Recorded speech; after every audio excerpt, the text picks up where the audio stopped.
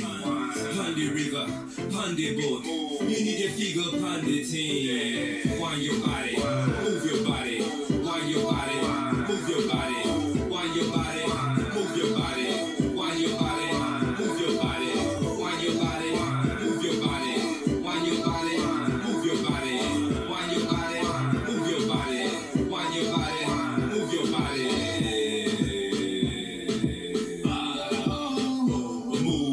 Move your body, move your body, move your body,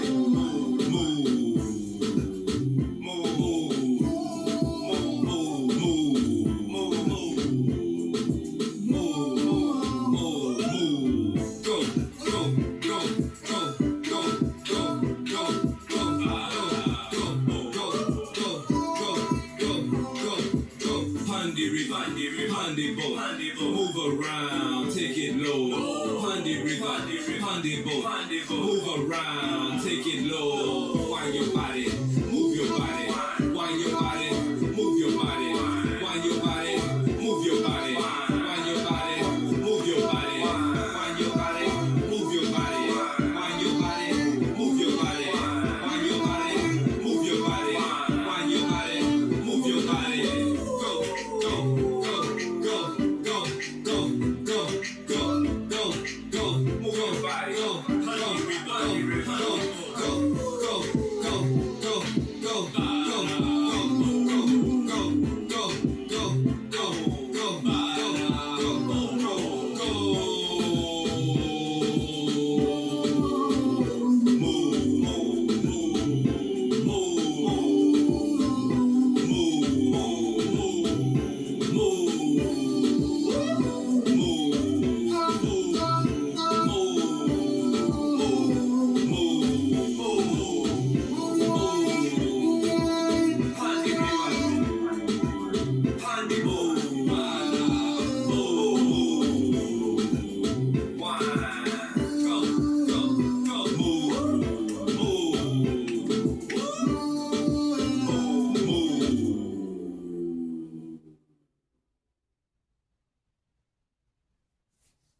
Good day, everyone. Good afternoon. Welcome to Freedom Stars. This Freedom Stars, because we got to do Freedom Stars after dark next.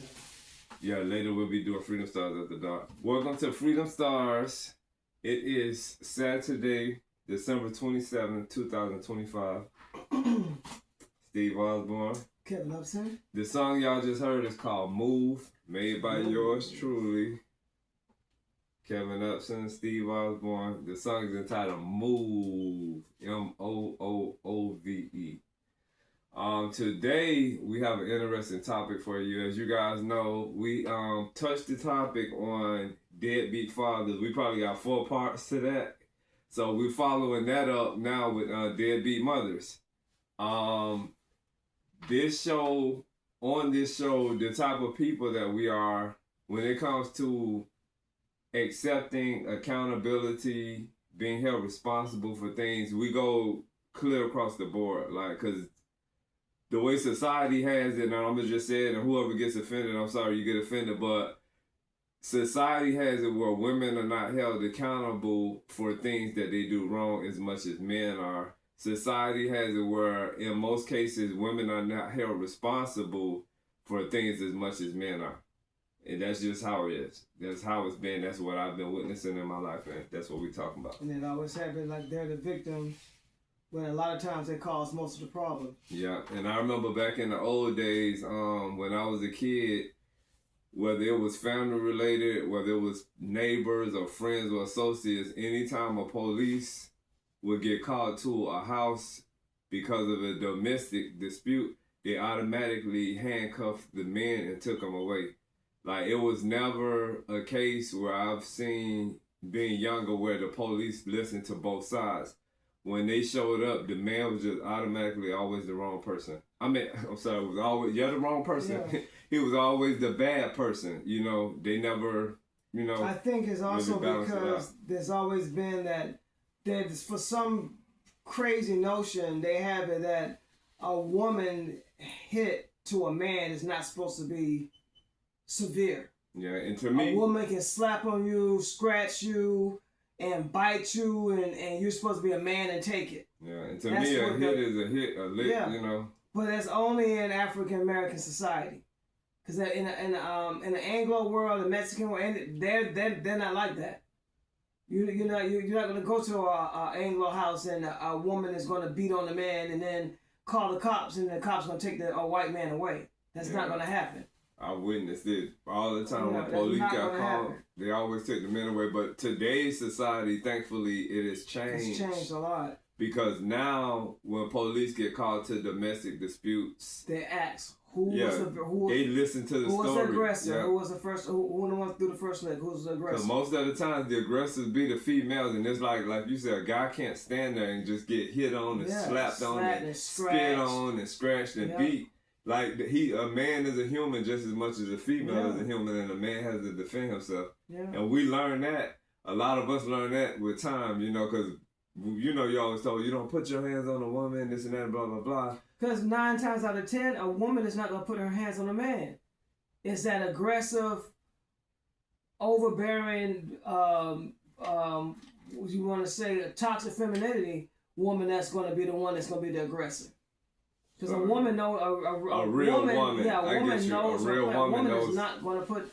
If y'all gonna have an argument. A real woman knows not to. Yeah, y'all gonna just have an argument. You're not gonna have somebody slapping you and scratching you and throwing drinks in your face. You're not gonna have that kind of stuff from a woman, because a woman's not gonna take it that far. And going into that of what we just said with the police situation, with a real woman knowing not to, buck up at a man, I think the women that get away with those things, I think those eventually become deadbeat mothers.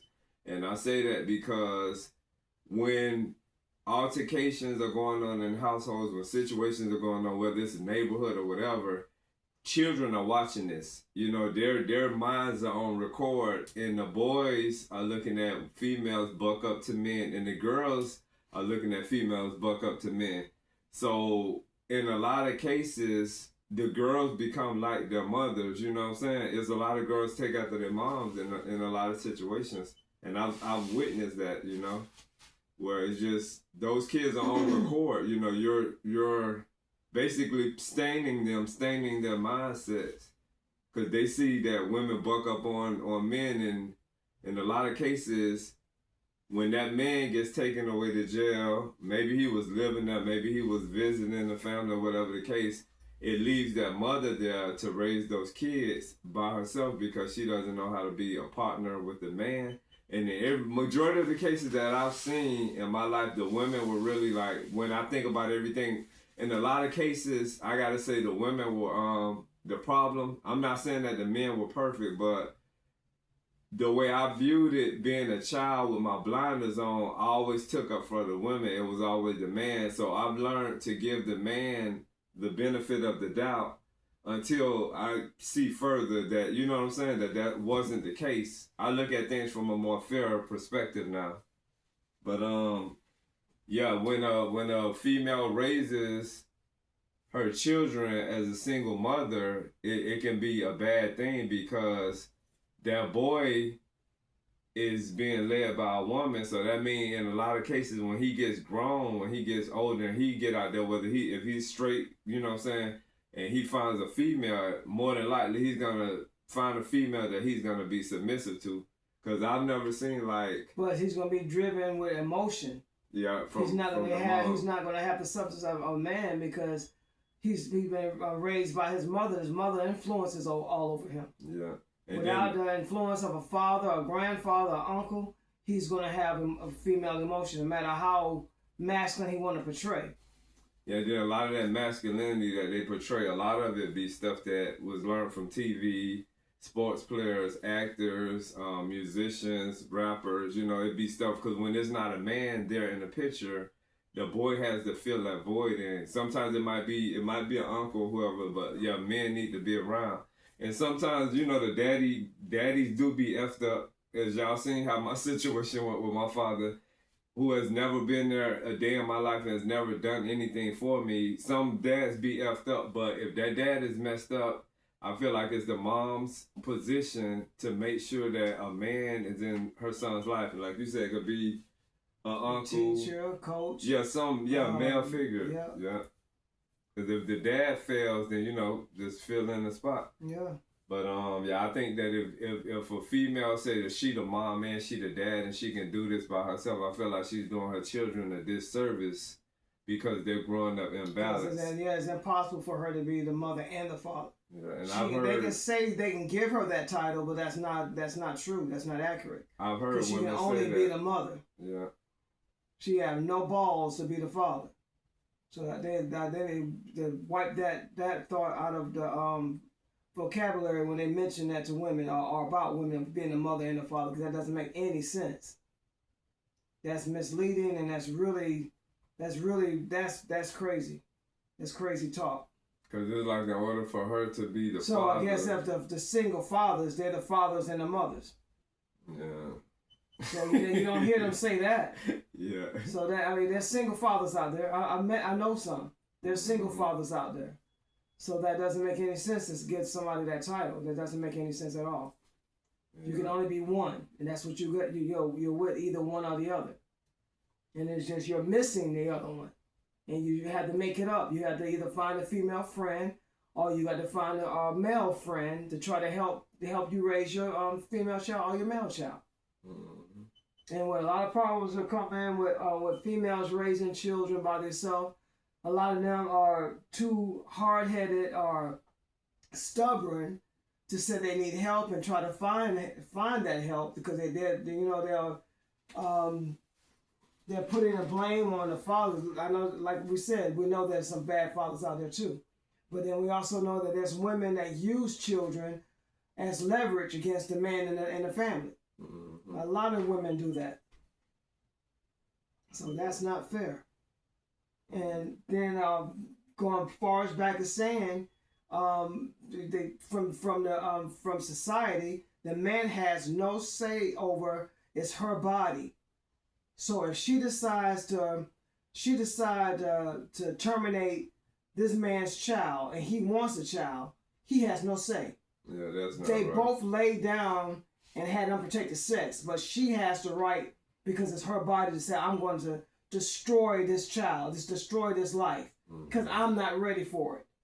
Yes, I had raw sex with you, but I'm not ready to bring a child into this world. Yeah. Okay, so what logic, what sense does that make for a person, for one night of pleasure, to create a life and then destroy it, and then to go on through the rest of their life like they did their angel, and they have no shame with that. They have no shame with that. To say, okay, I wasn't ready for a child, but you was ready to have sex, unprotected sex at that. And then you didn't do it. You didn't go through all the procedures that that they have that's available. Yeah, that's available for you not to get pregnant. And that's what you can come up with. I was gonna say the flip side to that is if she's pregnant and the male decides that, hey, he can't, I'm not for abortion, you know what I'm saying? But say the male say, oh yeah, I'm not ready, we need to do an abortion. Then she turned around and said, no, I'm gonna have the kid anyway, and he's not ready for it. Then she has the kid, and then they label him a deadbeat father because he's not doing what they feel like he need to do, but he already told her that he wasn't ready. That still goes back around to him. Yeah. Okay, you not ready to be a father, but you didn't strap up. Yeah. That goes back to him. Yeah, I blame her as well because she knew he wasn't strapped up, so she could say, no, we're not finna do this like this. You know what I'm saying? It's accountability. So they both to blame. Both of them. But some kind of how the man usually is, he's the one that you see people blame. No, is what I was saying. They're both at fault for having unprotected sex. But 90% of the weight falls on her when it comes to her being pregnant, because that's her body. Mm-hmm. You know what happens having sex. It's not like you just didn't know. You were feeling so good at the time you couldn't think about it. That's so when now you decide her body, her choice. And now you decide to take a life and move on with your life like nothing happened. That doesn't make any sense. There's no logic to that. Because when it's said and done, that's murder. That is. You know what I'm saying? And then not only that, they can do it more than one time and still feel like their hands are clean. Oh, it was just that I wasn't ready for it. Okay, so there's a unborn child that's been wiped out his existence, you know, that could have had a life here. And now, what I'll say, because I always like to go back, and when I say I'm not for abortion, some people get raped. I always go back, like to go back and say that. So if it's a situation or a case where a person got raped, that's different. If they feel like they need an abortion, then, do what you do. But if they feel like they can still bring the child into this world, I don't think I would see that type of female as a deadbeat mother if she brings the child into the world and put it up for adoption, like, because the memories or whatever. There's cases where women have, because that child is innocent, and regardless of it, they know how the child was conceived. There's some women that's so pure that they took that pain and still raised that child. That's a hero. Some of them didn't keep the child. Some of them put the child up for adoption, but they still went on and had that child, because that child is still whatever was done to conceive it. Once it's conceived, it's a life. So you're gonna be just as worse as that rapist, that person that, whatever problems he had to rape this woman. That's even worse. There's a baby that was conceived out of that rape, which is supposed to be a life, is always supposed to be precious. So yeah, it's bad enough that she was raped and she had a child. So now what? The ball is in her court. If she wants to abort it, if she can abort the child but being raped, nobody's going to look at her with a, of course not. Nobody's going to look at her like you're a monster. They're going to look at you even more as a saint if you go ahead and have that child and put it up for adoption at least. Because it's not the child's fault that the father was a warped head person that went out and just threw himself on a person. But the life is what we're talking about. Life is supposed to be precious. And we're always taught that as children, life is supposed to be precious. And you protect life at all costs. All costs, that's right. And the other thing, all the murders and all the accidents where people losing life, there's always a replacement for that life. And the other thing, and sometimes it's not pretty. The other thing is, like, some females, they say if they'll get some type of diagnosis and some type of statement saying, oh, this baby can kill them, if they go through with the pregnancy, or they, what I'm saying? If it's a situation where, that person's going to lose their life, then that's something else that I look at kind of different, Then again, there's some women that will risk that chance to have that child. Mm-hmm. There's some women that's so strong that they will risk their life to have that child. Mm-hmm. They will want that child to live if they don't. I know they make movies about it. I like to still touch bases with that. So, because people, if you look at it just one way, they be like, but what if this happened? Yeah, and what if that happened? No one will want to see a woman trying to bear a child and die. That's horrible. That is horrible. That child had to be born and then don't have a mother. And then imagine if she had other kids. Nobody want to see that. But I commend the women that's put their lives on the line to have their children, knowing that they could die having that child. And they did it anyway. Mm-hmm. Some of them survived, and some of them didn't. That's a hero too. Yeah. That's a hero too, yeah. But then, like I said, but still, the man is always still in the dark. That man can probably want that child, and the mother don't want to have that child. And she go out there and abort that child, and then that man have to live with that for the rest of his life. He just and she's going on with her. Yeah, she's going on. She's okay with it when she make that decision. When she made that decision, she's okay. I don't know how many females I grew up knowing that had 3 and 4 abortions. Yeah.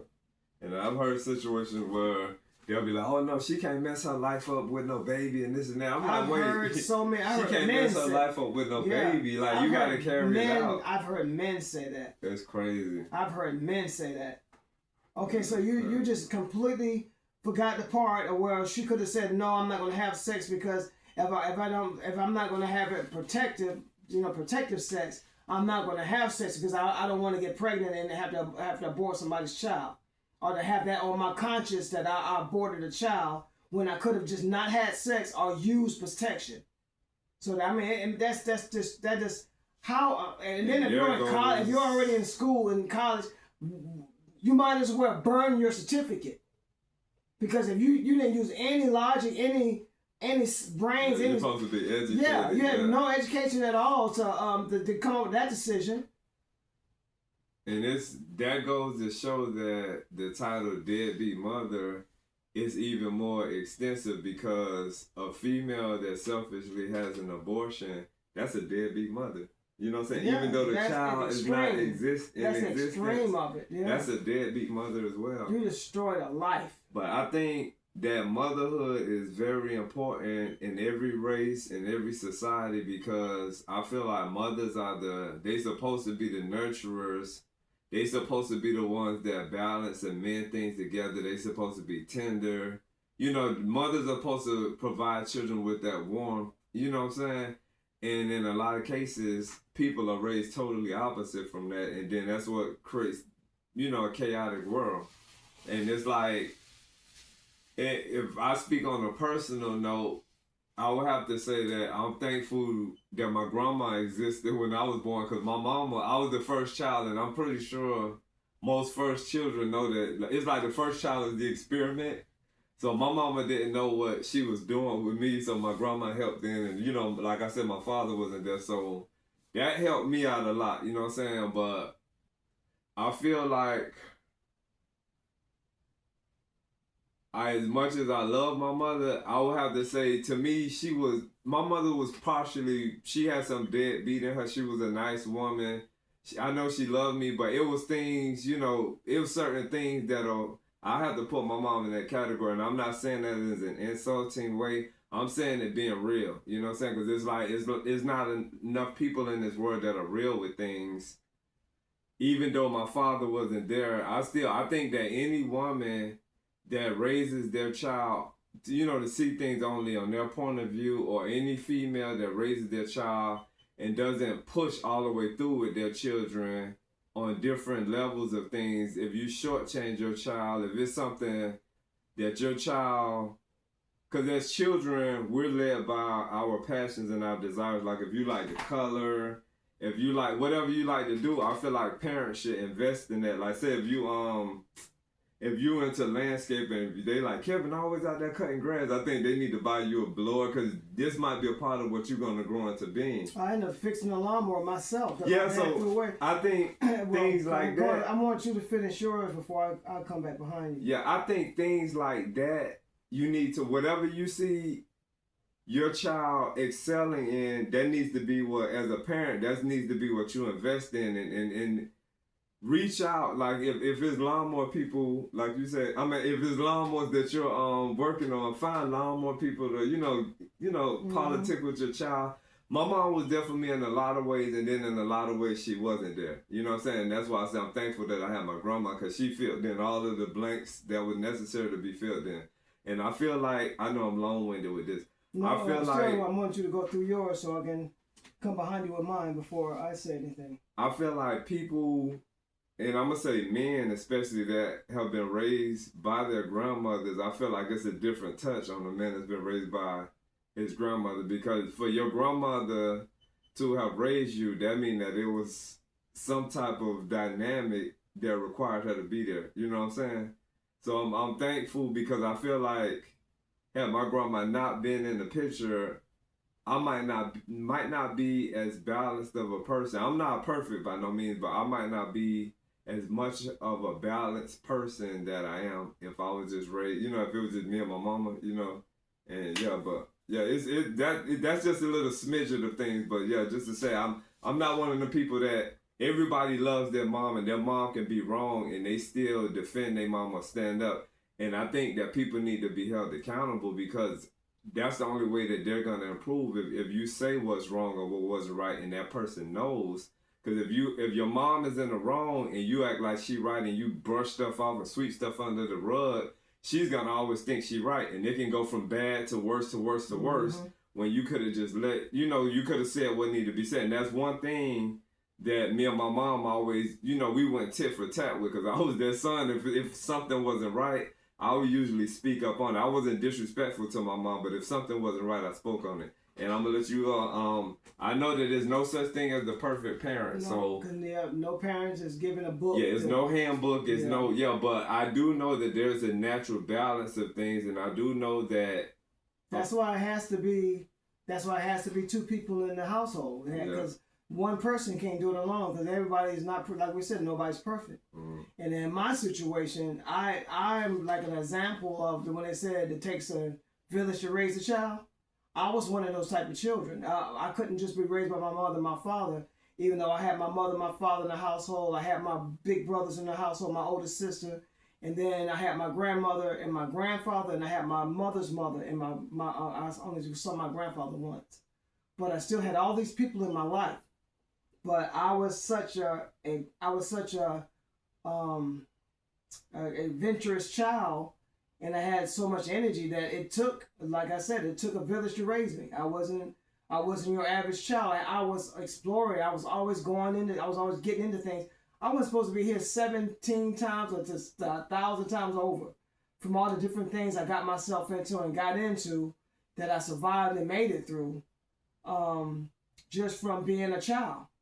And when we moved from New York to South Carolina, all the crazy things we could have done that could have took our lives that we made it through because of just being a child, it's crazy. It's really crazy. And then the fact that my parents were sporadic with things. My mother, like I said, by no means she was perfect. My mother had a lot of flaws in her, just like my dad had a lot of flaws in him. Just like my grandmother had a lot of flaws in her, my grandfather had a lot of flaws in him. But my mother's mother, from my life coming up, she was a true grandmother. She took care of her kids' children, and we didn't even, I was just finding out things about, those are my cousins, and those are her kids, and she's raising them. Her other child is in New York, her other child is in Atlanta, her other child is here, and then she got all these kids. Because my one aunt had 19 kids. Wow. She had 19 kids. All her light-skinned kids was probably 9 or 10, because she had 19. And the brown-skinned kids that was like either 9 or 10, she told the light-skinned kids that they were all brothers and sisters. She told the 9 brown-skinned kids that they were all cousins. So she messed their head up. That falls under the line of deadbeat. Yeah, she messed their heads up from the beginning of their lives. They grew up thinking that their brothers and sisters are cousins. Because of their skin color. Because of how, when my mother and them was coming up, it was a thing with a paper bag. They said this paper bag. If you're not as bright as a paper bag, you're a darker child. That was like bad. Yeah. You got to be bright. You got to be bright skinned to be looked at to be different. Because they said that's how Anglos will look at you. The darker skinned people got more flack than the light skinned people. The light-skinned people were more like in the house, and the brown-skinned people more out in the yard and the fields. So yeah, my family went through a lot of stuff with just being a child. It was just, yeah.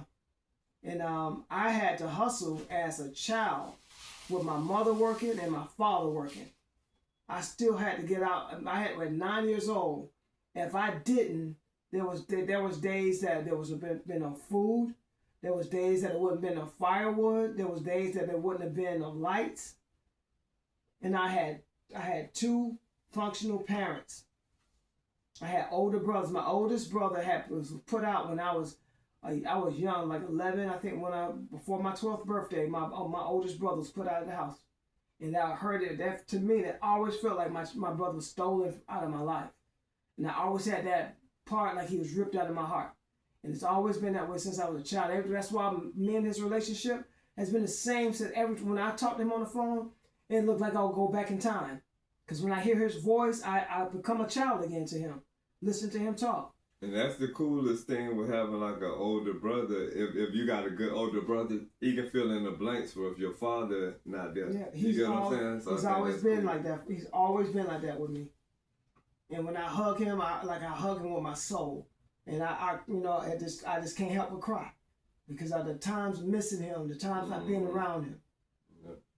And see, from what I witnessed with your relationship, you have been that younger brother that was, you bears your heart like you gave your heart to him. I've witnessed this, but all younger siblings are not that way. You was open to, him, his knowledge, the energy that he had to pass to you, you was open to it. I witnessed that, but some siblings, younger siblings not like that. From day one, he's always been that way with me. Every time he talked to me, I feel his concern. You never been combative with him. It just flowed. Like, yeah. I witnessed It's that nothing. myself. That's what I said.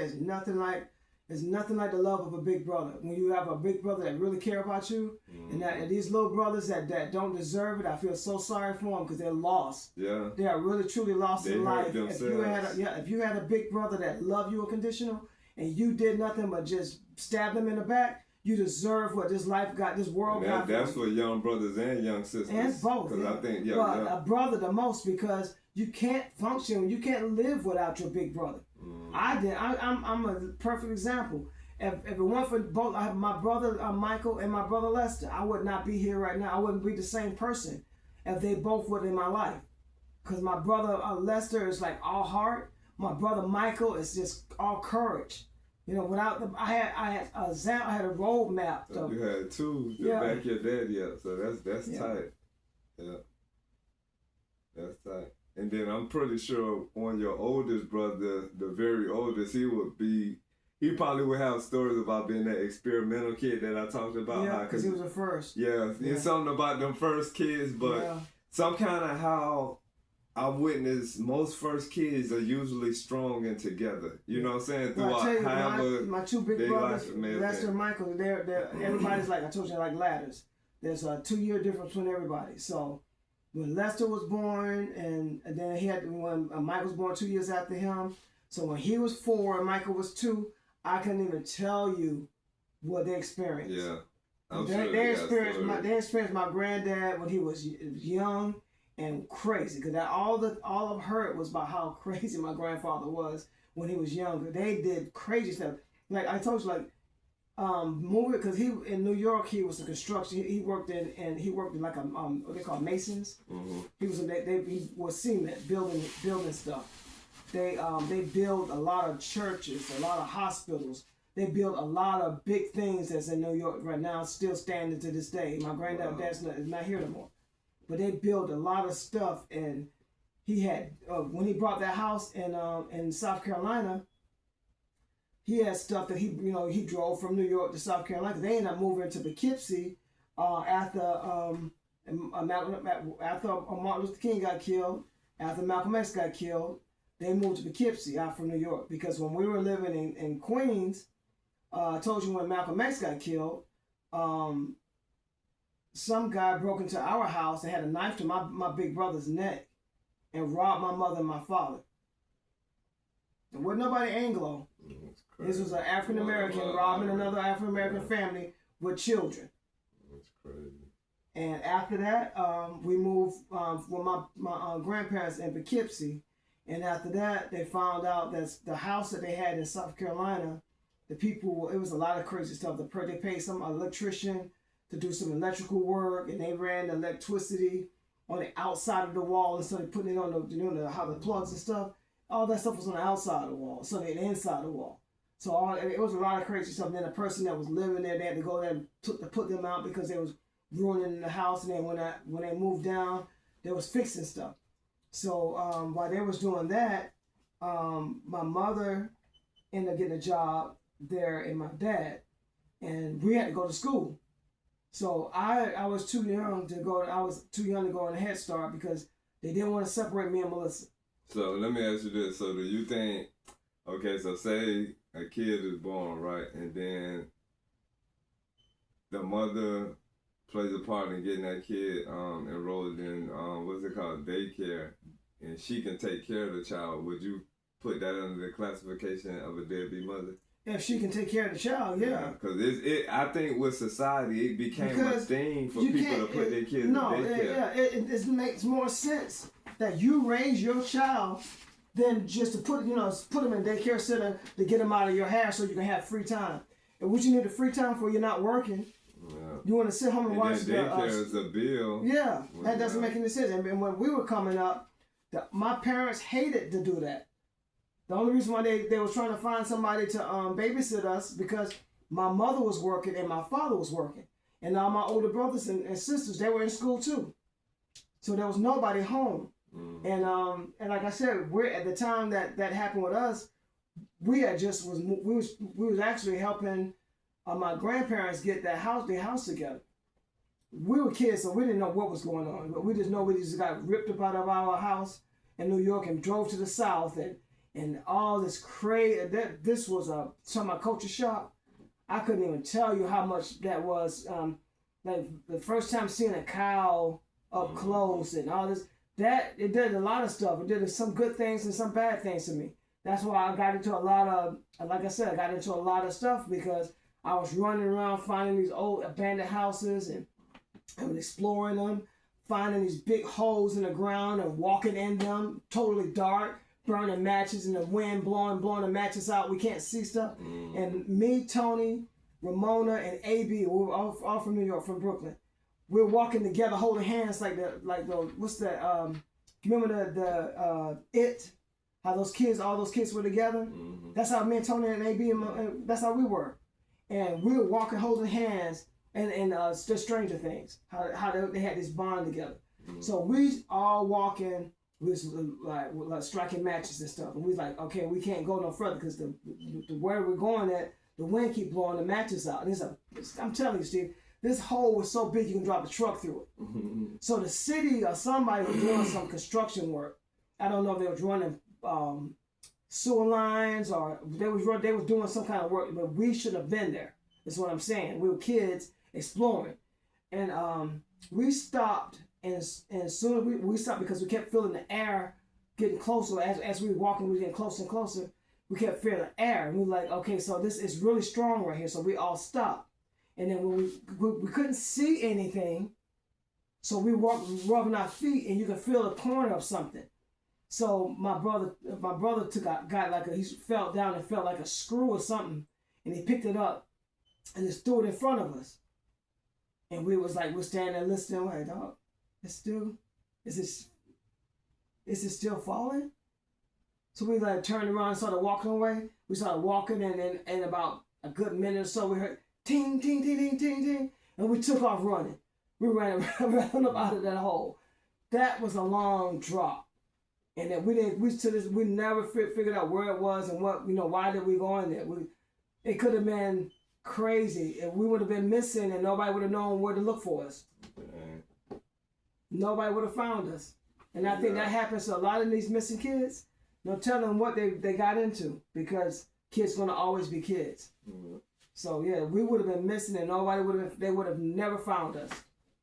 But yeah, getting on the deadbeat mother thing, I'm thinking that like the mothers that are out there today, I think that they should get with like the older women, those good older women, like how we said our grandmas was. They would have to get somebody at the age of our grandmothers. They'll have to like submit themselves to learning a slower pace of life, a more natural pace of life, you know what I'm saying, a more patient pace of life, because it's like now, whether it's social media, whether it's TV, whether we out in public, my eyes see women leading children the wrong way. That's what I see right now.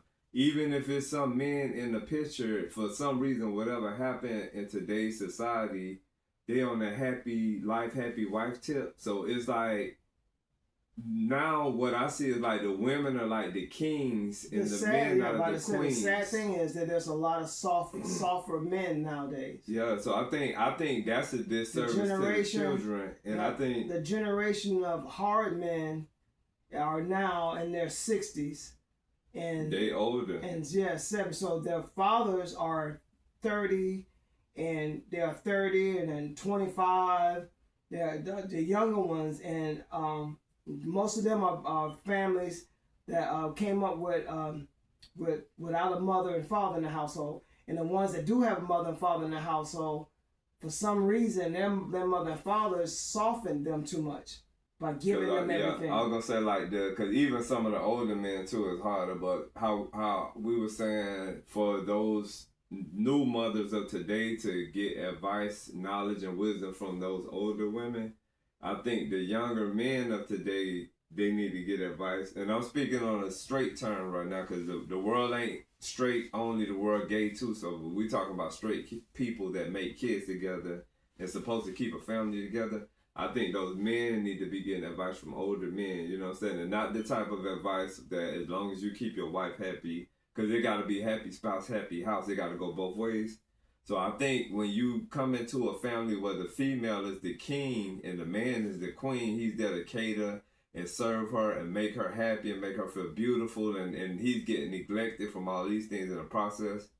I think that that's a disservice to the children, and I think that creates a deadbeat mother. You know what I'm saying? If you got, I'm not knocking none of these music artists out there, but when we look at music today, R&B, rap, there's a bunch of ratchetness, a bunch of raunchiness, it's heavy makeup, fake hair, eyelashes, just all of this. I think if women are letting their daughters do those things, that's a deadbeat mother to me too. Because I think that a child needs to be a child. I think little girls need to be little girls. You got a lot of mothers doing that. And the sad thing is, beyond that, you got a lot of these older women. I've seen women in their 70s with these eyelashes. Yeah, and these tight ass clothes. I feel like them and women, they're older than me in their 70s. I feel like they lost because they supposed to be setting the example, the trend. Yeah. Even if younger women feel like they don't pay you attention with what you're doing, you still gotta stand true in your shit. Yeah, because there's some you gonna get some of them out there. The men should need to be the same. Yeah, because I done seen some older men. I done seen some older men with their asses out and saggy pants. I'm like, that's somebody's granddaddy with his old ass out. Yeah. But yeah, I think, and it sets examples for us. I know we ain't a part of no family with no children and grandkids and all that, but I'm just saying, like, even for people that see you out in public as an example, because they gonna see you, they see the gray hair, okay. Some people that call me Unc or whatever. We had a lot of people call me Unc. And I think when you carry yourself a certain way, it's certain men, young men that see you and they like, okay, that's a distinguished gender. It ain't all about, all the craziness and You're not like, I get that a lot though when they do interact with me. You're not like a lot of people. Yeah, it's crazy. My pants is up on me. I got a belt on. I'm not dyeing my hair, my face to try to look old, look younger. There's nothing wrong with you dyeing your hair. That's what you want to do. But I feel comfortable rocking my grays. Yeah, I had to grow to this because I used to do the dye, and like I said, there's nothing wrong with it. I'm gonna rock this. Yeah, there's nothing wrong. Even if you decide tomorrow to dye all of your hair black, there's nothing wrong with it. But it's more courage for you to walk around with your grays because you earned them. Yeah. You earned them. You make it look good. If you're you got a young looking face and you got all this gray hair, people will think that you dyed it gray. That's crazy, because that's a style too. Yeah. Some people dye their hair gray. Yeah. But yeah, I think in order for this world to be a better place, I think that women have to be held accountable. They have to be held responsible, and they got to carry that torch better. And that's also why I said we're here to help each other. Yeah. So I mean, everybody, you can't do everything yourself. Mm-hmm. So if you feel like you need help, you should ask. Yeah. And somebody should be willing to help you. If you're honestly asking for help, you should get help. And when I say women if somebody's able to help somebody, they should help them. Yeah. When I say women need to carry the torch better, I'm specifically speaking on Afro-American Native women because the Anglos that I see more successful cases with Anglos. You know what I'm saying? I'm not saying they need help, they help each other. Yeah, I'm not saying they perfect, but it's like even us being on the West Coast, Anglos we knew there, Anglos we've known here, Anglos we know anywhere. They're more submissive to their men, and then they're more family oriented when it comes to taking care of their kids. You know what I'm saying? And they don't have a problem helping each other too. Yeah. Because if you see one of them, they seem less competitive. Yeah. If somebody's selling, like with the horses, they find out this person sells what's it called, alfalfa. Mm-hmm. Oh, I have eggs. Right. I'll give you a discount on my eggs, or I'll give you a discount on my alfalfa. They would do that, helping each other out. Mm-hmm. Oh, I got cows. My cows have milk. I'll get buy milk from me. Mm-hmm. They didn't have no problem with doing that. Yeah, we got to get on a better note, and I think that it's things that need to be talked about and continuously talked about because I think some people are actually listening. You know what I'm saying? Even if you're giving this speech to 100 people and you touch 10 listeners, you've done your job. One. You've done your job. Even one. So it's just Yeah. And when we talk, like, of course, y'all can tell we not bashing nobody because we, as y'all watch our shows, we going to talk about everything pretty much, you know. So it's not bashing Afro-American women, but you get in our point of view as people that don't deal with them like that. You're getting to see what we see from the outside looking in. Not only that, we're talking from experience because we also have that in our families. Yeah, yeah. Even though you have a small family, you have that in your family. I have a bigger family, I have that in my family. So we're only talking on what we know about. Yeah, and we're not talking about anything that we don't know about. And then if you talk, like straight guys talk about their situation, they got a whole thing to say. You know, it's just, because we see it and hear it all the time now. And another thing I want to say that I witnessed with today's women is like I say, mothers are supposed to be nurturers and warm and menders, you know, supposed to mend things together. A lot of the women I've witnessed, they destroy and take things apart. You know what I'm saying? And a perfect example is that. And keep it moving. Yeah, like it wasn't that. Yeah, and keep it moving. Then down the line, when they see they done fucked up, then they're going to try to fix it. A lot of them will say what's done is, they'll say it's done. And some of them might try to fix it, but what I've seen most, they'll say it's done. Like, you know. They'll come and say, if I did anything to hurt you, okay, so we're not talking. That's not accepting the we're not talking because it's an if thing. that's not why we were talking. You wouldn't be here trying to give me this fake apology. Yeah. We're not talking because something happened. I didn't just one day walk away from, you know. And that's the thing people got to realize. Nobody just wake up 1 a.m. and be like, oh, you know what? I'm not. Yeah, everything leads to something. Yeah, you wake up and realize that this is not working for you anymore. You need to just cut these people out of your life. And that's when it happens. And then when that happens and they see it, that's when it hurts. And then they want you back. Yeah, it's crazy. Because they see their way they see their way doesn't work. In a lot of ways I've seen with the way a lot of females do things these days, a lot of the ways don't work. But it's like as long as they have their way, I'm not speaking on everybody, but the ones that I've encountered, as long as they have their way, then everything is happy-go-lucky. You know what I'm saying? And but if you go ahead, my bad. As long as they can have a drink or whatever they vice is, they do that, and then for a while it numbs the pain, but it's gonna come back to them. That realization is gonna hit when it hits back to them. It's gonna hurt, because not only are you're pacifying the situation, you're making another bigger situation. Yeah. Cause it's like a fire. If you keep adding stuff over, smothering it, it's still burning up underneath. And where there's smoke, there's fire, and it's eventually, it's gonna be cold, and it's gonna eventually do what it does. Yeah. And I know so many females that have done that. Like even within my family, where you think certain females will be the ones to hold things together, mend things, to keep things right. Those have been the destructors of bonds and unities, you know what I'm saying? And even with the situation we encountered with my father being here with his ex-wife Teresa, when my father was doing all that crazy stuff, instead of her, if she's gonna play a part in it, which it had nothing to do with her because not at all, she's not my mother. Second wife? Ex-wife out of five wives she had. And then she's not my mother, even though she said that I'm a son to her. Well, I was a son to her. She said she was a mother to me. She wasn't my father's wife. So what business dealing did she really have to do with anything?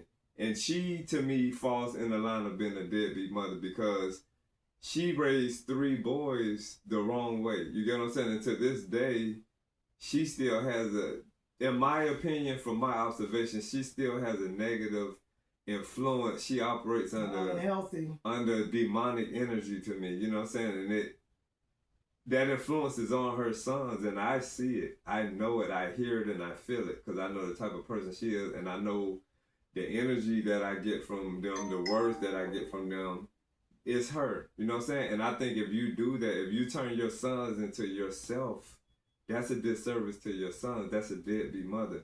What mother wants her sons to be like her? You know what I'm saying? That's not, And what fathers want their daughters to be like him? You know what I'm saying?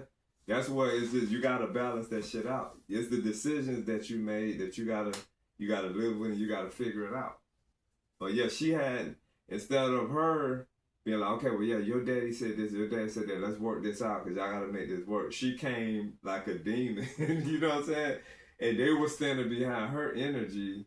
She's just deadbeat to me all the way. But yeah, that was an example. Now I will put her 100% category in deadbeat, you know what I'm saying? So much of a deadbeat mother that she even scribbled on my page. You get what I'm saying? She's not even my mother. Okay, you mess your 3 sons' lives up, whether she know it or not. And what I learned, when you get a lot of women speaking high and acting like they got it all together, a lot of them be covering up a mess. They want you to they want you to look at them a certain way because it's a mess. Your actions are what speak louder than your words. Exactly. And I feel like if you have to keep describing the person you is, if you got to keep trying to make me know how you are and this and that, you covering up some hidden truth. You know what I'm saying? I'm learning as I get older. I'm in my 50s. And where I'm at right now, I don't, if it's something where I'm involved with a female, whether it's a co-worker, an associate, a neighbor, a relative, or whoever, I hold women now more accountable for things when things go wrong, when they do things wrong. I don't tap no wrist or I don't turn a blind eye because it's not right. It's not right. But yeah, it's just crazy. And thinking of that, we saw Avatar Fire and Ash today, and lady power, whatever, freedom to the lady movement. But I was just gonna say, in today's society, I'm noticing there's a lot of feminism going on, because the movie that we watched, there was a lot of it in there. And because they had women fighting in the wars. yeah, and not saying women can't fight in the war, because they got that, what that the African woman was movie? Pregnant. Yeah, it's just, yeah, a lot of it was that was just too much. And what I think the woman with was that, pregnant. She got shot in the shoulder with some kind of something, but she gave birth to a baby and died. yeah. What I think about a lot of the movies and the media, women's perception on TV and music and all that is different from men, because women are more emotional. So I think that some of that feeds into a female spirit and they ingest it and it does not good things inside. You know what I'm saying? That was not ladylike. Yeah. Women. That was not ladylike to see, even though it was a movie, to see this Avatar cock her leg up after she got shot. Yeah, because she was like... damn near bleeding out. Give birth to this child and then die. Yeah. In battle. It was sad too, so yeah, it's just... But I know it's a movie, but at the same time, art imitates life, and what I mean by that is that people take that into their spirit, into their energy, and they manifest something from it, you know what I'm saying? Because today's women are hard as hell, you know. I try not to deal. I guarantee you ain't gonna see none of these women out here getting shot in the shoulder with no arrow or anything, and then cocking their leg up, kicking out no baby. They gonna turn to be pussy, and they gonna turn around and get the man to get his ass in there and fight this war. And while they go home and because they gotta get their nails done, they gotta get their eyelashes. They ain't gonna you gonna see the bitch come out. And then we seen something the other day, and it made so much sense to me. They were saying like with how today's society is, like women that are in prominent positions, that they got this thing now where they label themselves boss bitches. Mm-hmm. And they was like, where does the boss bitch come from? Like being a boss is like almost stepping into, I ain't gonna say almost, it's stepping into masculine energy, because you gotta, you're a boss. But when it's a man with a job, or he's a plumber, he's a, this, he's a that, they don't put the boss in front of it. So I just feel like it's a lot of contributions being made into the psyche of females that's like, for a lot of them, it's turning into a bad thing.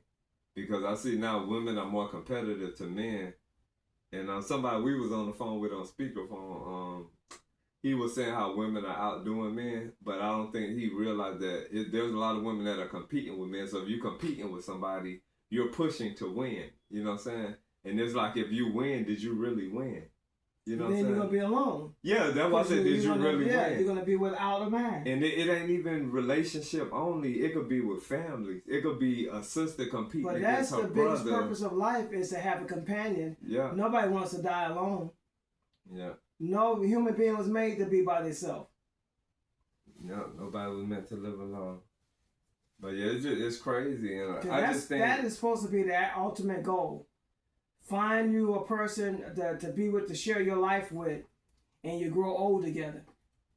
You want to grow old with your children, holding your hands, telling you, what kind of life you had, and you're supposed to be going into the old blue yonder. Yeah. You're not supposed to be sitting up by yourself in a group home or in a hospital, his doctors over you and telling you bye.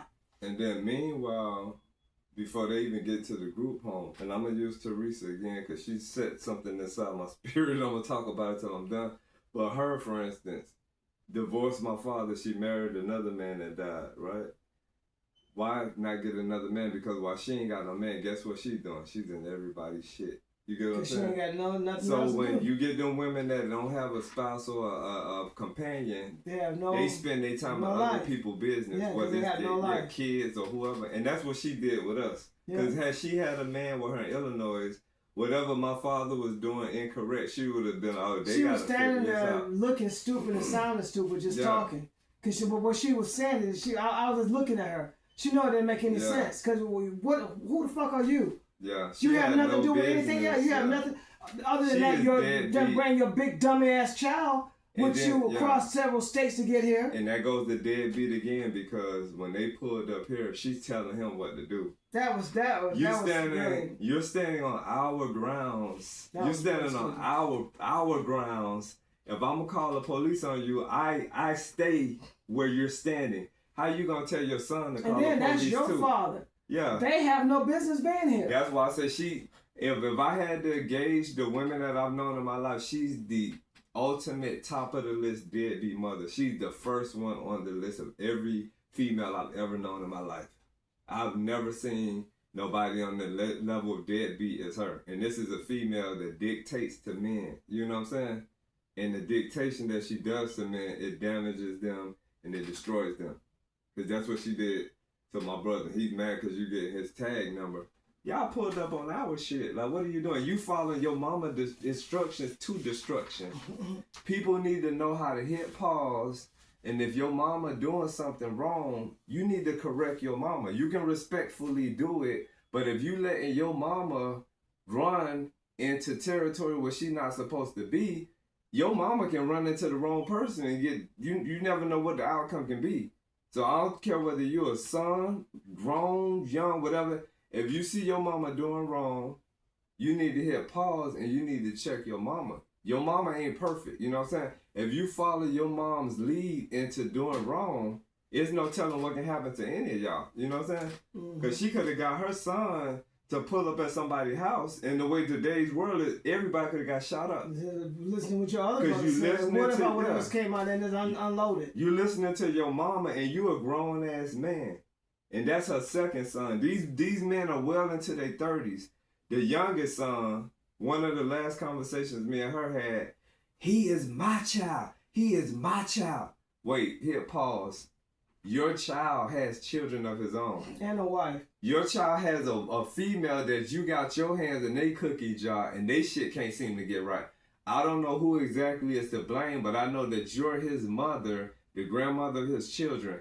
You need a man and you need to sit your ass down and let him develop as a man as he's supposed to. This person that you said is your child, he's not far away from being 40 years old. If you still treating him like a fucking teenager, you're doing him a disservice. You're a deadbeat mother. I see so much wrong in today's society where women, and I'm talking women of Afro-American native descent, they will speak wrong and bad about so many men in the world about how they cheat, they lie, they steal, they lazy, they this, they that. But when it comes to their sons... what about them? What are they doing? Yeah, they don't look at themselves. A lot of them don't look at themselves, but when it comes to their sons, they don't categorize them sons as all of them other men, and their sons can be doing the same thing. If anything goes wrong with their sons in relationships with females, they blame that female. I've seen that where females was like, how did that go? Hold on. I've seen it where females will say that the kids are better with the mom, right? Mm-hmm. But these females with sons, if something go wrong with the relationship, the kids will be better with their sons. So how is it that the kids will be better with your sons, but they won't be better with those other men out in the world? They'll be better with those moms. Like, it's just, it's an imbalance. Yeah. And what made your son the exception? You raised him that perfect? Or are you being biasly imbalanced and unfair? Like, it's just, I see so much craziness. And I'm going to give props out to those females that I know of, that if the relationship don't work between them and the man and it's a boy involved, they give their son to that man to raise. I've only met one female. So I give them females props. Yeah. I give that to her because like she said that out of her own mouth. It takes a strong woman if their relationship didn't work with that man. Like, okay, well, this is a boy. I can't do nothing with him. Take your son. Mm-hmm. Yeah. Any female that has lost a custody battle with a man over children, deadbeat mother, F-. Because the court systems, everybody know the court systems favor women over men. In child custody battles, you have to really fucking suck to lose your children to a man and you're a woman paying child support. You have to really suck. And the court system, in this court system, you have to really suck. And like I said, women are very important. You play an important role when it comes to raising kids. Because like I said, that's where that tender side come from. You know what I'm saying? And then from our father's side, we get that more logical, stern, you know what I'm saying, full speed ahead energy. Like, you know what I'm saying? But that mother, you know, helps you cross your T's and dot your I's and articulation. But the way I see today's women is like, I see a bunch of selfishness. I see a bunch of materialism. I see a bunch of sexism. It's just a lot of bad things I see. And I'm not being a judge of anybody. I'm just saying what I'm saying. You know what I'm saying? We've watched podcasts that have enlightened us and have touched our lives. And we're doing our part. You know what I'm saying? We don't know who's going to see this and be like, you know what? I seen that. You know what? I'm familiar with that. And then, you know, we might not know. Somebody might watch and be like, oh, F them faggot ass niggas. You know what I'm saying? But yeah, it's crazy. That's where it come in at where... like I said, it takes a village to raise a family. Mm-hmm. That's what come in there where a woman and a man needs to say, okay, where I'm short at, I need to find somebody that help me out to pick up where I'm short at. Mm-hmm. So if a man is not stern enough to raise a boy, he's run into a problem where he can't reach his son. He need to find another man that will. Mm-hmm. A female that can't reach her daughter, she need to find another female that will. You brought the kids into the world and you can't give up on them. You can't just throw your hands up and let the world take your child. Yeah, you brought them into this world. Because what's going to end up happening is they're going to go get out there and get into a bad situation and make a bad situation in a worse situation. And it's that That's why you have so many kids out here doing all the crazy things. Yeah. And I can just, how I said what I said about Teresa, I can go down a list of plenty of women that I know that have effed up a lot of family bonds and connections, that are deadbeat mothers and have been deadbeat mothers to their children. It's just, I can go down the list of, you know, with that. It's just crazy. And another situation, one of my cousins that you're familiar with, his mom basically physically abused him, beating him like crazy during his childhood, to where that still affects him to these days. And he's in his 40s. You know who I'm talking about? Mm-hmm. If you got a mama that ain't with the boy's daddy and she beats this boy like just crazy, just. But then also you have these women that just get themselves so wrapped up into their sons' lives that's married and not for the good. They're just butting in where they need to just back off. You're supposed to be a grandmother. You're not the wife. You're not the sister. Mm-hmm. You're supposed to be the grandmother. Do your part. And then you stay out of it. Then you got another classification of women that have sons. Their sons get grown. They let their sons feel in that spot of them not having a man. They use their sons, right? Because I know situations like that too. Then the son might eventually find a girlfriend, and then him and the mama are at odds because he's not filling that spot. There's so many different situations. And nobody's looking for women to be perfect because men not perfect. But I think there needs to be a better balance. Because the part about us making this world a better place, it all starts at home. It all starts at home. When you let your kids get on the school bus or however they go to school, they are a representation of what's going on at home. If home is not balanced, your children ain't gonna be completely balanced. If something's wrong at home, it's gonna show through the children, you know. If they not eating, they're gonna be hungry. You got grown ass women that will get in arguments with their brothers and tell their brothers, don't talk to my children. Your children That's are a grown. deadbeat mother too. Yeah, your children are grown. That's his uncle. You gonna tell his uncle not to talk to his nephew because you are upset with him? Yeah, that's dumb, childish and deadbeat. Any female that gets mad at her sibling, and that's a control freak. Yeah, you want to control everything. You have all the control over everything. That's why I can't see. And then with them having that control, their life being effed up. You know what I'm saying? They controlling everything, but they can't control their life. Yeah, so they want to control everything else. It's crazy. But any female sibling that is at odds with, any female that is at odds with her sibling, that doesn't want her sibling to affiliate with her children, that's a deadbeat mother. You know what I'm saying? And there's psychologically something wrong with her. Yeah, because it goes against what you said. You said it takes a village to raise a child. Yeah. Why would you pull your kids away from people that can play an important part in their life? So, and then every child should know their family. Yeah. Every child should know. If it's a mother that's blocking out an uncle from knowing their kid, her kids, or her kids from knowing their uncle, there's something seriously mentally wrong. There's something wrong with that female. Yeah. And if her kids see it or not, I don't know. I know that's mom, and some people love, they love their mama in wrongness or whatever. And that just means that they have problems as well. Yeah, and if it's like that, then them people ain't worth dealing with. They're just gonna be in that big circle of foolishness. Bullshit. Yeah, it's crazy. But yeah, any female that doesn't let her kids see their auntie or uncle because she's at odds with them, that's a disservice to your children.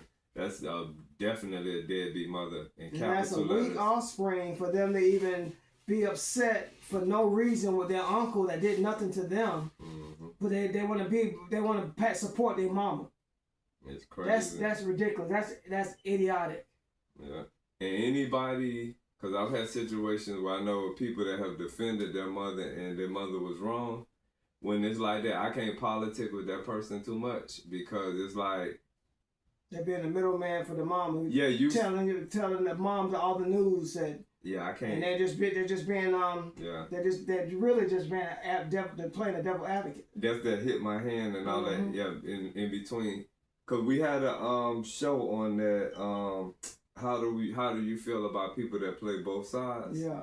Yeah, when it comes to somebody playing both sides, I really rather not deal with that person at all. Cause once you let me know where your mindset at, we older now. If you're doing that as a teenager, you'll grow to learn that ain't it. But if you're doing that now, we at older ages. I just rather go ahead. Even if you're trying to be one that's gonna try to eventually try to mend it, don't do something you don't have the power to do. Yeah. If you don't have the power to try to help mend it, it's on those two people. That's crazy. And with what I said to piggyback on my statement about Teresa, so the 3 sons that she had, those are my brothers, right? Through my father. Mm-hmm. She messed up, in my opinion, she messed those relationships up because her energy is involved in it. You get what I'm saying? It's just all she had to do, whatever. If you don't want to find a man, go buy you some goddamn crossword puzzles. Go buy you some coloring books or whatever it is to occupy yourself and let men do them. Let people do them. You know what I'm saying? She has no business in any affairs. Only way I would say she can be involved in something is if she's trying to mend something and make it right. If you got 2 brothers that are at odds with each other and you really sincerely mean that and you trying to help fix it, but other than that, if you coming as a destroyer, and I speak so heavily on her because this is 3 months ago that this stuff took place, and yeah, she's the top of the list, like, cause I opened my heart to her, you know what I'm saying? And that's the thing where I'm careful with a lot of females that I deal with because you open your heart to females, and then the feeling when you're dealing with your sister, your aunt, your mama, your grandma. It's a feeling that you get from females, like, cause they supposed to be those nurturers, those warm people, but then you get deceived somewhere down the line. And it's just might be the same thing that some females feel about men. They be like, I open my heart to him and da-da-da-da. Mm-hmm. So it goes that same way with men dealing with females and being protected and safe with your heart, how females do when it comes to dealing with men. It's the same way. We all human beings, you know? But yeah, that's why I speak on that so much, because this is therapy for us. And yeah, you know, you talk your way through things. And when you know that you're more balanced than other people, you stand true in that. Yeah, it's a feeling you get when you meet genuine people. When you meet people that you can tell that they're being real to you, mm-hmm. they're being themselves, and they feel comfortable being themselves around you.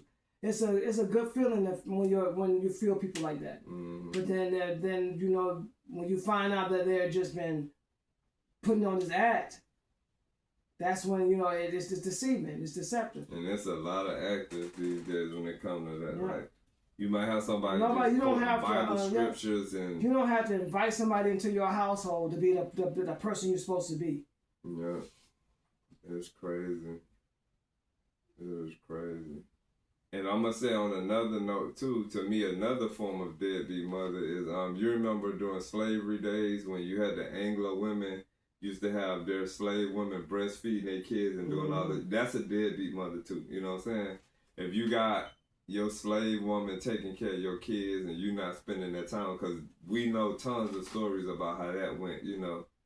That's a deadbeat mother. So I'm not just putting everything on Afro-American women, but I'm speaking on that heavily because that's the color of my skin and that's what I've experienced the worst of the most. So that's why I'll speak heavily on that. But it's a lot of instances and situations where I'm sure it's a lot of Anglo, you know, female women, ladies that are deadbeat mothers as well. You know, to each its own. With that being said, with us being raised by deadbeat parents, we still got to strive to let our light shine as bright as it can shine and to be the best that we can be. But that doesn't mean that we can't talk about it. You know what I'm saying? So, yeah. It's wild, though. But, yeah, we had to have this topic on deadbeat mothers because we had it on deadbeat fathers. And there might be a 2, 3, and part 4 to it. So, yeah. There might be more to it because every time we do a podcast, after the podcast is over, we'll probably be like, stuff you should have said. It'd be more stuff we'd be wishing that we had said. So we'll make notes of those and then we'll come back with a part 2. Because this is life. You know, we never complete with any of this. As long as we're alive, there's always work that got to be done. As long as this earth exists, things will always need evolution, improvement, change. None of us are perfect. You know, we all striving to, not all of us, but it should be all of us striving to be the best people that we can be. And for growth. Some people just lazy and don't give a F. Yeah. Some people, yeah. And speaking of growth, we appreciate all of your likes, all of your watch hours, all of your comments, all of your cash apps and donations. Thank you for helping us grow. Thank you for our 2,000. Yeah, we over 2,000 subscribers now. We thank y'all. And beyond. Yeah. We appreciate you guys so much, and continue to stay with us and give us your comments, good and bad. We're just regular people. We just want to share our thoughts and our experiences. Yeah, we all here to help each other. And yeah, because I seen some podcasts, everything they were saying, I'm like, damn, you know, it'd be stuff you're familiar with. Yeah.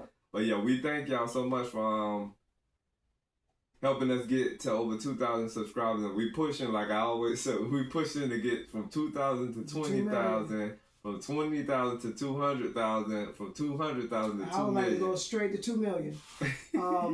We're hoping 2026 will be prosperous for everybody. Appreciate you guys so much. Love you. And continue to watch and share and subscribe. And as y'all see, we do everything. We got our fellow musicians. Kel be in the kitchen throwing down. We be in the vehicle talking, in the truck talking. Y'all see gardening videos. Movie reviews. Yeah, so we just, you know, we sharing our lives, you know. And it's, it's work. Like, it's a lot to it, you know. I ain't gonna talk like it's easy. I understand some podcasters when they say, oh, you know, I got so much stuff I wanna record so much stuff I want to upload. Because you got, while we doing this, you still got your life to carry out, you know. This is to let you know that there's good and bad in everything. There's good people and bad people, and we just got to try to live with each other. And take the best out of everything that every situation that you can get. Just trying to share life and some life lessons. Yeah. It's therapy. It's therapy. Yeah. Let me see. I'm trying to scroll my brain because I think I'm pretty much So how do you feel about this real quick? So say you get a mother that has a child, right? Instead of breastfeeding the child, she feeds the child formula. I think that makes the child weaker. Yeah. Because the breastfeed the child, it makes the body stronger, and it makes a better bond with the child and the mother. So would you classify that under the level of being deadbeat, like somewhat? I don't know, because that's another situation. But I know my mother had 12 kids, and she breastfed every one of us. We did drink Similac too, but we drank breast milk more, and we know that makes you stronger. So I don't know if that woman wasn't educated on that, or if her body is too weak, she can't produce enough milk. I don't know. It's all different. But I would highly suggest that they breastfeed. I would definitely do that. For whatever reason that they didn't, if it's not anything that's destroying their bodies or taken from them that they can do it, that's deadbeat mom. So what would you say on a mother that has kids and she don't cook for her kids? Like, she don't cook meals, and they eat a lot of fast food. Well, she shouldn't have kids, because that's part of being a mom. And that's what cooking for your family. People need to look at that, because I think it gets overlooked. You can't just be hard. I work and I come home and cook for my family. What human being can't come home and make a dinner? Because I've witnessed a lot of lazy women. That's all it is. Because you gotta, if you can have time, if you can take the time out to have a child, you can find it in your life to make room for that child, because that's all it is. You're doing. You're making room. You're sacrifices you got to make. When you have a child, you're sacrifices. That's what life is. Sacrifices.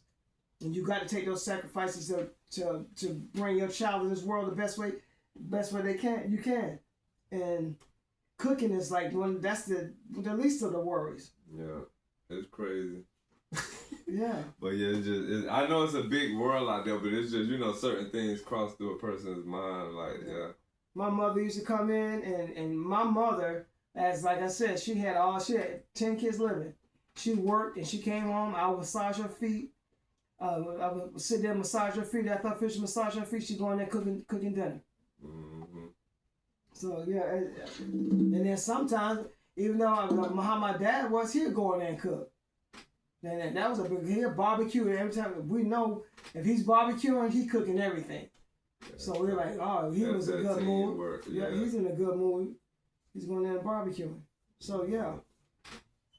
But yeah, it's little things. Y'all, if there's anything later that we like, oh, we forgot to talk about this, we got to talk about that, it'll be a part 2 to this. And more than likely, it's going to be a part 2 anyway, because we went, like 4 parts on the Deadbeat Father? Yeah, so it might be 4 parts on this. It'll come back to you, because once we start the next one, it might be on the next one. But we not being judgmental or nothing. And something else I did want to say, too,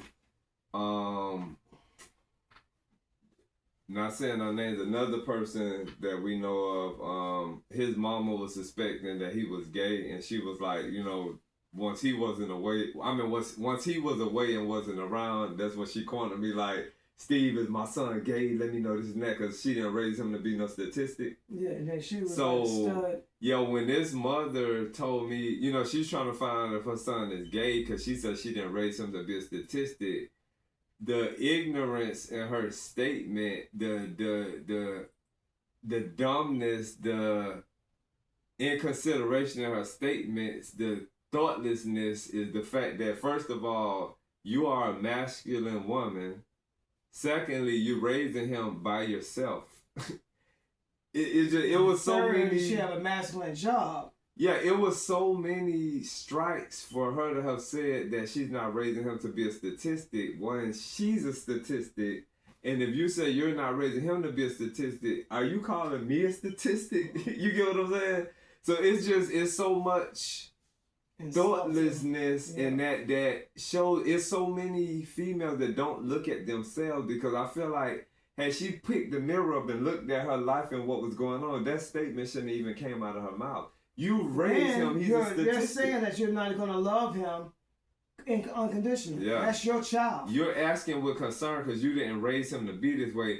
How many people truly... I know this is a new day. And saying it's to a stranger. Yeah, I know this is a new day, but I don't know of a lot of parents that raise their boys to just say, yeah, you going to be gay. I'm going to make you the best gay man. Mm-hmm. I don't know any parents that purposefully raise their sons or daughters to be gay. I think it's a thing that happens in various ways.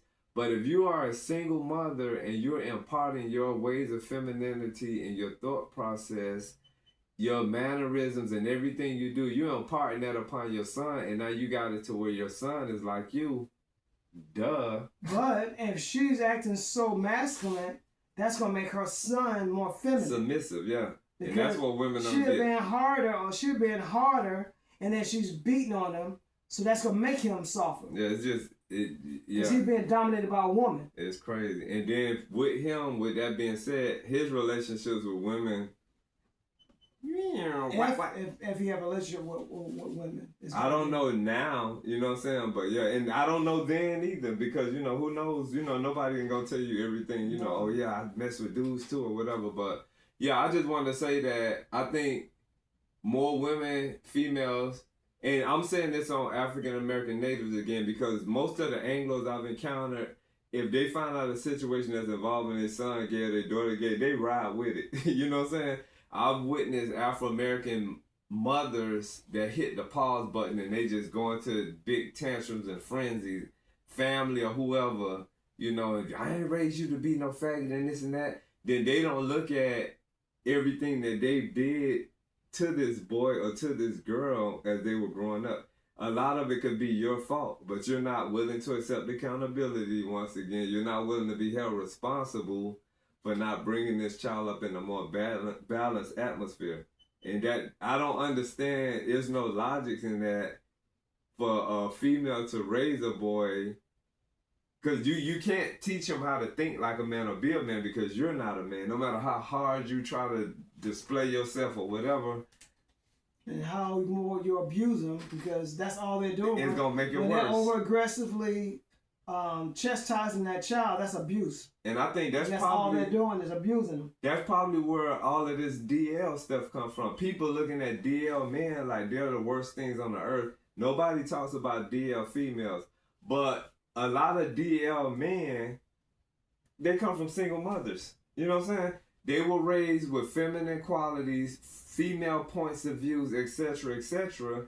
Then it's like once they get out into the world, they have to display themselves as a straight man, but they was never taught how to be a straight man. You get what I'm saying? Because a female really can't teach a man how to be a straight man. That a lot of that got to come from. And then some people, it's not one way to become gay. It's a lot of ways to become gay. But if you're raised by a single mother, no matter how much you love her, no matter how much she loves you, it's a lot of, and Tupac even said that. It's an interview I seen with him where he said he was raised by a single mother. He was 17. And he said, you know, boys are going to have female tendencies. And this, yeah. But you got a lot of men out in this world where they act hard and they play the role and they macho and this and that. But it's some tenderness inside of them from their mama. But they can't let the world see that, because the world going to insult them. The world going to judge them. The world going to look down on them. And I think that's where a part of DL culture come from. So the same females that are disgusted and they despise of DL men, guess who created those men? Men didn't create DL men. Females did that. You know what I'm saying? And I'm not taking up for the DL men, but I'm just saying it came from somewhere. And for them to be hiding it, trying to act straight, that means that they're trying to live under some type of protocol in order to not be called out, in order to not be disassociated with or what do they call it? Disown, you know what I'm saying? So I think a lot of females created DL culture, and they need to quit looking at the disgusting part of it, and they need to look at what started it, you know? And that's what it is, like, that's what it is. It's crazy.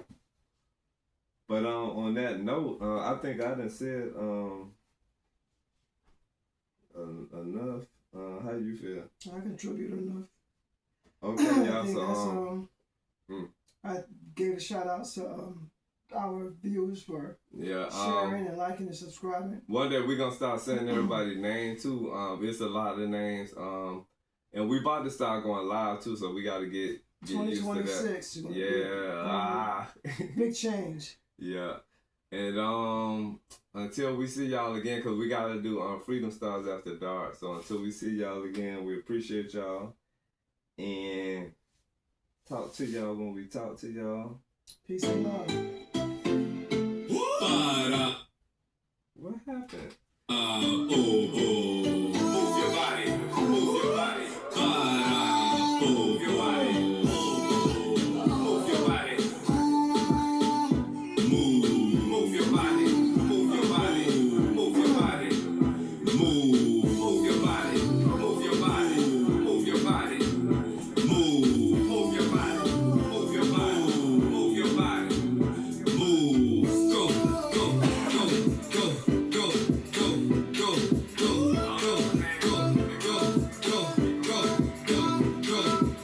Pandi River, Pandi boat. Mini the figure Pandi team. Pandi River, Pandi boat. Mini the figure Pandi team. Wind your body, move your body. Wind your body, move your body. Wind your body, move your body. Wind your body, move your body. Wind your body, move your body. Wind your body, move your body. Wind your body, move your body. Wind your body, move your body.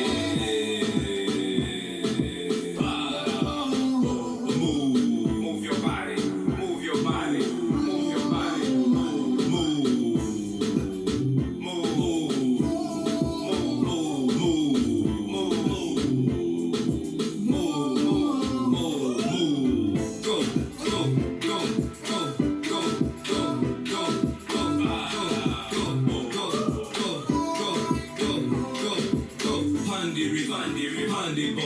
move around, take it low. Pandi River, Pandi boat, move around, take it low. Wind your body, move your body, wind your body, move your body, wind your body, move your body, wind your body, move your body, wind your body, move your body, wind your body, move your body, wind your body, move your body, wind your body, move your body.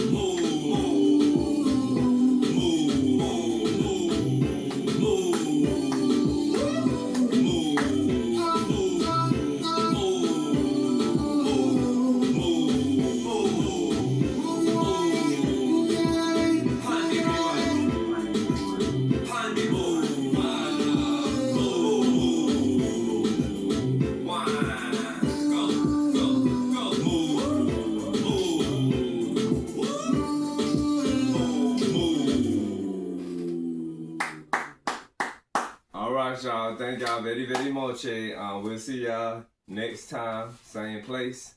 Peace. Peace and love. Yup.